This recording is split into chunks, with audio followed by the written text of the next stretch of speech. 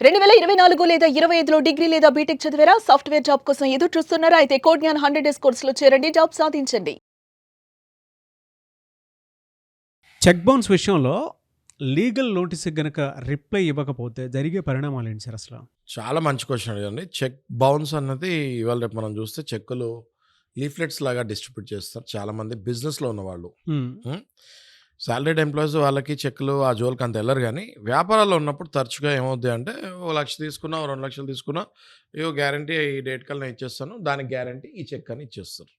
Okay. So, ఆ క్రమంలో ఏమవుతుందంటే వ్యాపారంలో డబ్బులు ఎంత అవసరం ఉంటాయంటే నాగరాజు గారు, ఆ టైంలో ఎదుటోడు డబ్బులిచ్చేవాడు ఏం అడిగితే అది మనం చేసేస్తాం.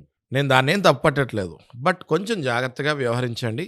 చెక్ ఇచ్చేటప్పుడు కూడా తెలివిగా చెక్ పైన డేట్ రాయండి అంటున్నాను నేను. హ్మ్. ఎప్పుడైతే చెక్ మీద డేట్ రాస్తామో దానికి 90 డేస్ కంటే ఎక్కువ వ్యాలిడిటీ ఉండదు. సరే, చెక్ ఇచ్చారు. అనుకోని పరిస్థితిలో బౌన్స్ అయింది. అవతల వాళ్ళు మీకు లీగల్ నోటీస్ పంపించారు. లీగల్ నోటీసు ఎప్పుడైనా కూడా మీరు 15 డేస్ లోపు రిప్లై అడుగుతారు. పిల్లి కళ్ళు మూసుకొని పాలు తాగుతున్నట్టు మీరు లీగల్ నోటీస్‌కి రిప్లై ఇవ్వకుండా ఉండకండి అంట నేను. రిప్లై ఇవ్వండి. లీగల్ నోటీస్‌కి ఎప్పుడైతే మీరు రిప్లై ఇస్తారో దట్ షోస్ యువర్ స్ట్రెంగ్త్. కేస్‌లో దమ్ము ఉంది. అంటే అవతలోడు కూడా స్ట్రాంగ్ ఉన్నాడు. తప్పు చేయలేదు. టైం అడుగుతున్నాడు. ఆ రిప్లైలో మీరు ఏదైనా పెట్టొచ్చు. హ్మ్. మనం ఇలా మాట్లాడుకున్నాం ఆ రోజు. కాబట్టి నాకు కొంచెం దయచేసి టైం ఇయ్యండి.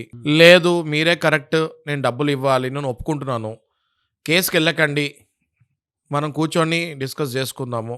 లేదా మీరే తప్పు. నేను మీకు ఆల్రెడీ క్యాష్ రూపంలో ఇచ్చాను. మీరు చెక్ పోయిందన్నారు.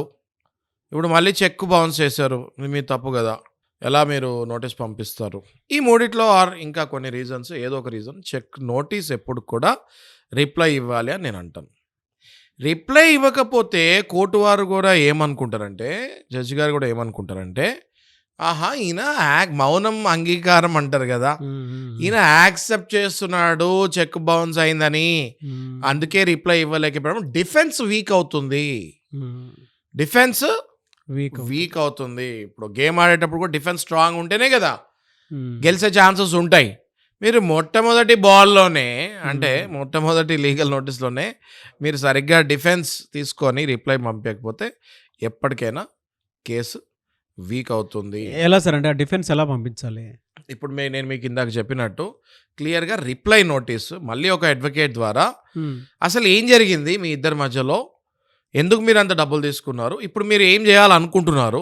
ఆయన వైపు తప్పుందా? లేకపోతే మీ వైపే తప్పుందా? ఏదుందో అది క్లియర్‌గా అడ్వకేట్‌కి చెప్తే ఆయన మీకు ఒక 2, 3 సలహాలు ఇచ్చి ఈ రకంగా ఎళ్తే ఇలా అవుతుంది. ఈ రకంగా ఇలా ఎళ్తే ఇలా అవుతుంది.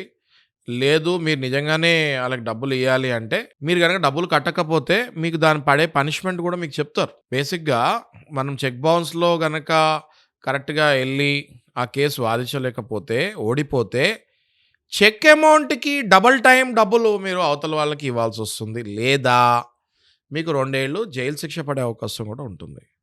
కాబట్టి ఆల్వేస్ 2 ఏళ్ళా sir? 2 years Nagaraj garu. Hmm. Imprisonment check bounce is quasi criminal case అండి. అది ఓన్లీ సివిల్ కేస్ అయితే జైలు అవి ఏమి ఉండవు గానీ this is a criminal case. ఇందులో చాలా మంది 50% చెక్ బౌన్స్ అనగానే లైట్ తీసుకునేటువంటి వాళ్ళు ఉంటారు కానీ ఈ మధ్య అమ్మో! భయపడుతున్నారు. నాగరాజు గారు ఈ మధ్య హ్మ్. మనలాంటి వాళ్ళ అవేర్‌నెస్ ప్రోగ్రామ్స్ చూసి కొంచెం భయపడుతున్నారు. కొంచెం జాగ్రత్తగానే ఎళ్తున్నారు. ఇవాళ కాకపోతే రేపు మీకు డెఫినిట్‌గా మీకు ఆ పనిష్మెంట్ పడతది. కాబట్టి నా సజెషన్ ఏందంటే డే 1 నుంచి నోటీస్ వచ్చిన దగ్గర నుంచి మీరు డబ్బులు ఉన్నాయా లేవా అని వదిలేయండి. మీరు నీతి నిజాయితీగా ఎళ్ళండి. ఒక అడ్వకేట్ ద్వారా ఎళ్ళండి. సెటిల్మెంట్‌కి ట్రై చేయండి. వన్ టైమ్ సెటిల్మెంట్ కూర్చోవచ్చు. లేదా ఆర్బిట్రేషన్ అంటే ఒక నలుగురు మధ్యలో కూర్చొని మీరు మాట్లాడుకోవచ్చు. ఎలా చేద్దాము అన్నది. లేదా ఇప్పుడు డబ్బులు పరిస్థితి లేదు. ఇంకొక చెక్ ఏదైనా ఇచ్చి కొంచెం డబ్బులిచ్చి ఇంకొంచెం టైం తీసుకుంటాము. ఇలా ఎన్నో ఐడియాస్ ఉంటాయి నాగరాజ్ గారు. సో, దయచేసి నేను అందరికి చెప్పేదేంటి అంటే చెక్ బౌన్స్ కేస్‌ని లైట్ తీసుకోవద్దు. చెక్ బౌన్స్ కేస్‌ని డే 1 నుంచి జాగ్రత్తగా హ్యాండిల్ చేస్తే మీరు ఏ డైరెక్షన్‌లో ఎళ్తున్నారో మీకు ఐడియా ఉంటుంది. అవతల వాళ్ళకి మీరు మొత్తం మీ మీద ఇంప్రిజన్‌మెంట్ పడే వరకు ఇరిటేట్ చేయకుండా సగంలో అట్‌లీస్ట్ అది సాల్వ్ చేసుకునే అవకాశం బావుంటుంది. Very good info sir. నిజంగా చాలామందికి దీని మీద అవేర్‌నెస్ చాలా తక్కువ ఉంటుంది. అండ్ కొంతమంది ఏంటంటే లైట్ తీసుకుంటూ ఉంటారు. కనీసం రిప్లై పెట్టడానికి కూడా వాళ్ళకంటే లీగల్ నోటీస్ ఏదైనా వచ్చింది అనంటే ఎలా రిప్లై ఇవ్వాలో కూడా తెలీదు. బట్ కొన్ని మీరు కీలకంగా అంటే ఈ విషయాలు కనుక డిస్కస్ చేసి ఒక అడ్వకేట్ తోటి కనుక మీరు మాట్లాడుకుంటే ఫర్దర్గా దీనికి సంబంధించినటువంటి కాంప్లికేషన్స్ ఉండదు అని చెప్పి చెప్పారు. Thank you so much for your information. Thank you.